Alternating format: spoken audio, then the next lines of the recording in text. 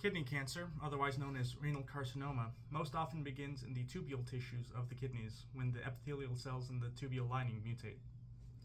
Of the tumors in the kidney, those smaller than 4 centimeters are most often benign, and those larger than 4 centimeters are most often malignant, and these tumors that are malignant make up 75% of all kidney tumors, and these tumors grow on average 0.3 centimeters per year. Renal carcinoma has 3 subtypes: clear cell RCC, papillary RCC, and chromophobe RCC. Clear cell RCC is the most common, making up 80% of cases. It is characterized by pale or clear cells in the tumor. This subtype metastasizes commonly, so prognosis is poor. Papillary RCC is the second most common, making up 15% of cases. This subtype is identified by the development of finger-like protrusions in the tumor. Chromophobe RCC is less common than both the other subtypes. It is characterized by pale tumor cells that are larger than those in clear cell RCC. In this subtype, metastasis is rare, so prognosis is much better than the other. A commonly mutated tumor suppressor gene in renal carcinoma is the SETD2 gene. It is a methyltransferase that trimethylates lysine 36 on histone 3. This results in the promotion of transcriptional elongation, and it is involved in the DNA double-strand break repair, DNA methylation, and RNA splicing. Because this gene is non-redundant, its mutation will result in effects such as genomic instability, RNA processing defects, and impacts on biological processes such as cell proliferation, cell differentiation, and cell death. These consequences contribute to the development of 3 cancer hallmarks: genomic instability, sustaining of proliferative signal, and evading cell death. The target of the drug Everolimus is the mTOR protein. This protein is a kinase that phosphorylates S6K and 4E-BP1. This process promotes cell growth by promoting the synthesis of proteins. mTOR is also part of a pathway that causes angiogenesis by producing VEGF. In this pathway, P13K generates PIP3, which activates AKT, which leads to the phosphorylation of mTOR, which upregulates H1F alpha. This causes VEGF production. The Surveillance Epidemiology and End Results Program found that kidney and renal pelvis cancer represents 4% of all new cancer cases in the United States. This makes it the 7th most common cancer. It is estimated that about 735,000 individuals are currently living with this form of cancer, and that about 1.8% of men will be diagnosed with this cancer at some point in their life. Based on data collected from 2018 through 2022, as well as age-adjusted, the rate of new cases of kidney cancer is 17.5 per 100,000 men and women per year. This represents about 80,000 new cases of kidney cancer diagnoses. Secondly, the mortality rate of this cancer is estimated at 3.4 per 100,000 men and women per year. Lastly, who gets this type of cancer? Kidney cancer is more common in men as compared to women and is more likely found among non-Hispanic American Indian, Alaskan Native individuals. Additionally, this cancer is more frequently diagnosed in individuals between the ages of 65 to 74 for new cases, as well as the average calculated age of death due to this cancer. These 2 bar graphs represent the percentage of new cases and deaths by age due to kidney cancer. Both indicate that the age group of 65 to 74 have a higher percentage of new cases and deaths as compared to other age ranges amongst all races and both sexes. The bottom graph represents the rate of new cases, shown in light green, and the death rate, shown in dark green. This indicates that the rate of incidences ultimately continues to increase, while the death rate remains consistent, with a slight decrease in recent years. Lastly, the table to the right indicates that the rate of new cases per 100,000 people based on their race/ethnicity and sex. It is important to note that the males are at an increased risk for developing this cancer, but more specifically, individuals of non-Hispanic American Indian or Alaska Native populations are at an even higher increased risk. For my observational study, I chose the prognostic role of cigarette smoking in kidney cancer survival. This study included a total of 36,150 individuals from Florida with first primary kidney cancer diagnoses and were ages 15 and older. The males represented about 63.2% of the study, and the females represented about 36.8%. The study then divided the individuals into 3 categories: current smokers, former smokers, and non-smokers, of which they found that 51.2% of individuals were considered ever smokers, meaning current or former smokers. The study outcome was based on the cause of death information obtained through death certificates with cause-specific cancer death listing kidney cancer as primary. The researchers then determined a 5-year kidney cancer-specific survival rate for each of the categories that the individuals were split into, with current smokers having a 65.3% 5-year survival rate, former smokers having a 70.6% survival rate, and non-smokers having a 75.3% survival rate. This ultimately determined that current and former smokers were at an increased risk of kidney cancer death as the primary cause of death, as compared to non-smokers. The graph to the right visualizes these results, with non-smokers having an increased 5-year cancer-specific survival rate as compared to ever smokers. This study was useful as it further ensured that the risk factor of smoking, regardless of current or former, is independently associated with a decreased survival rate. This also indicated that individuals often had a poorer prognosis and increased death risk, typically resulting in dying earlier than expected. Now, looking at the efficacy and side effect profile of Everolimus, we'll take a look at the type of study that was done. For this specific paper, the type of study that was done was a double-blind, randomized, placebo-controlled phase 3 trial that was conducted throughout many facilities around the world, including Australia, Europe, America, Japan, just so that there's a good representation of everyone. The people that were included were 272 people in the Everolimus group and 138 people in the placebo group, making it about a 2-to-1 ratio. 78% were male in the Everolimus group and 22% were female in the Everolimus group. 76% were male in the placebo and 24% were female. The reason why so many were male is due to how many people in real life, in normal life, get renal carcinoma, which is mostly men.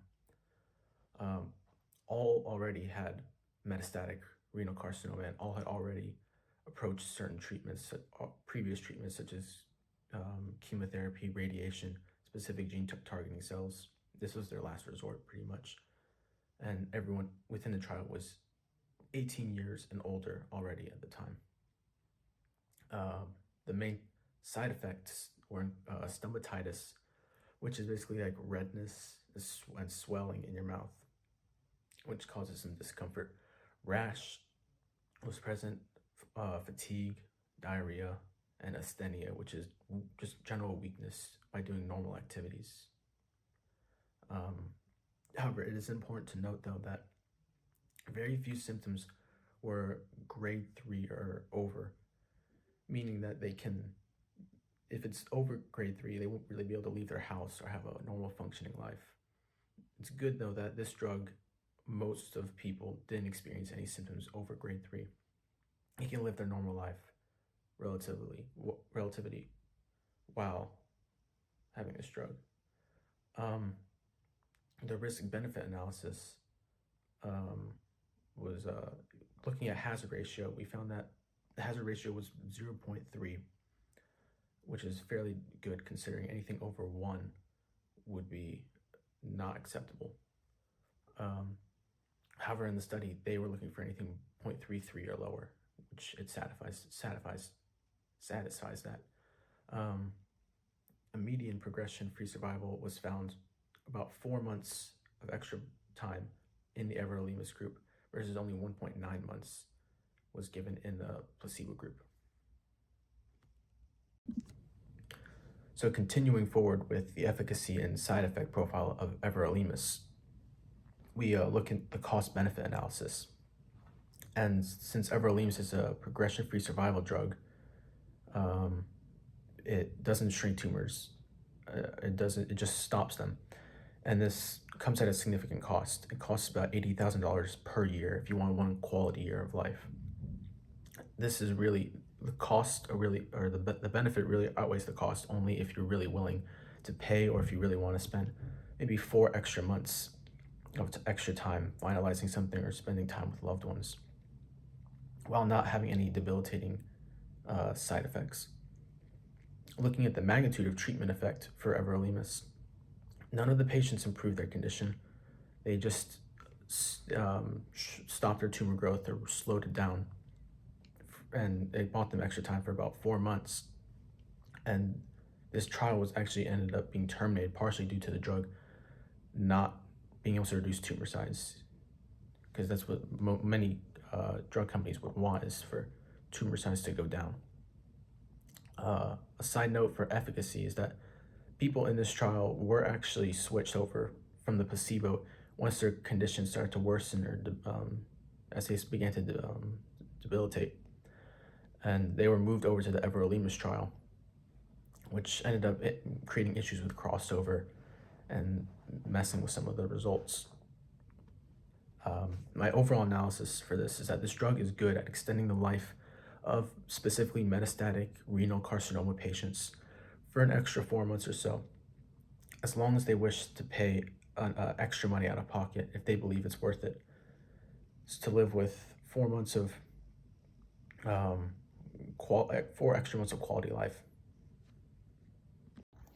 When looking at the clinical course of kidney cancer and the prognosis, 66% are diagnosed early in stages 1 to 2, where the kidney tumor can be bigger than 7 centimeters, but it has not yet metastasized, so it is just in the kidney.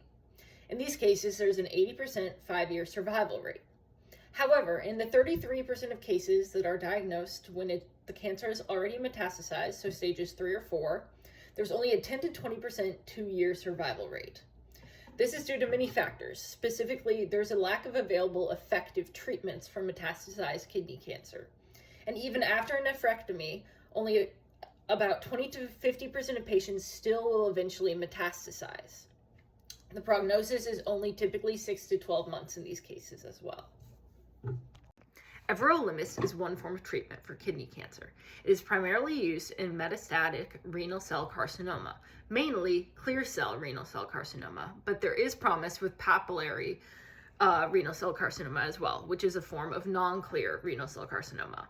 Everolimus is primarily used as a combo agent with lenvatinib, which is a multi-targeted tyrosine kinase inhibitor. So it blocks proteins that signal cancer cell growth and formation of new blood vessels. So it targets angiogenesis as well. Newer studies are also showing lanreotide could work as well, lanreotide is a synthetic analog which reduces certain substances that are naturally made in the body, such as growth factor, so also inhibiting cancer tumor growth. Everolimus is a follow-up drug. So this is when other kinase inhibitor drugs fail, which is often why it's specifically used in metastatic cancer, as it's used after it has already metastasized when other drugs have failed. So how does Everolimus work? Everolimus binds to a protein called FKBP12, which binds to mTOR and inhibits mTOR. mTOR specifically works with pathways that lead to cell growth, proliferation, angiogenesis, and protein synthesis. So by inhibiting these pathways with Everolimus, it's inhibiting tumor cell growth. And it targets multiple different pathways. So it inhibits more things than a drug that only targets one protein that targets one pathway. However, due to this multi-pathway effects that Everolimus has, as well as mTOR, there are many off-target effects, even though Everolimus is very specific to binding to FKBP12. There are many off-target effects, the most common being stomatitis, meaning mouth sores, but these can get so severe that it can actually be a dose-limiting toxicity. When we look at the therapeutic index of Everolimus, no true study has been done to find the true therapeutic index, but most showed effects starting at 11.9 ng per milliliters and toxicities increasing at 26.3 ng per milliliters. And then when we look at dosing specifically in terms of milligrams per week, it starts around 20 and it maxes at around 70. Again, these are not specific numbers because the therapeutic index study hasn't specifically been done, but these are what studies have shown thus far. So when we look at the patient experience on Everolimus, we first look at progression-free survival and overall survival. So progression-free survival of patients on Everolimus was 4.9 months versus the placebo of 1.9 months. So obviously there's a 3-month difference there, which is quite successful. However, the overall survival on Everolimus was 14.8 months versus the placebo of 14.4 months. So the overall survival was actually quite similar. When we look at side effects, my groupmate briefly discussed these earlier, but common side effects: stomatitis, fatigue, nausea, stomach pain, weakness, swelling, and infections. And this graph on the right side here basically shows how the pathway of mTOR can affect so many different things, basically showing why it has so many different side effects as well, because these multiple pathways being inhibited also inhibits normal bodily functions as well. So when we talk about who does best on this drug, although it is often a drug used in metastatic patients, those with lower stages do better. Type 1 does better than type 2 better than type 3.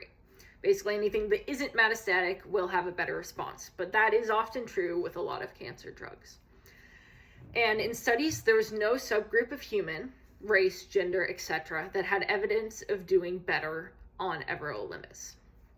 We also have to look at dose-limiting toxicities. These are things that will basically either suspend treatment on Everolimus or end somebody's treatment on Everolimus, including severe pneumonitis, kidney failure, and low blood cell count. And as I mentioned previously, stomatitis, if it gets too severe, can also be a dose-limiting toxicity. Here are our reference slides. Thank you for listening.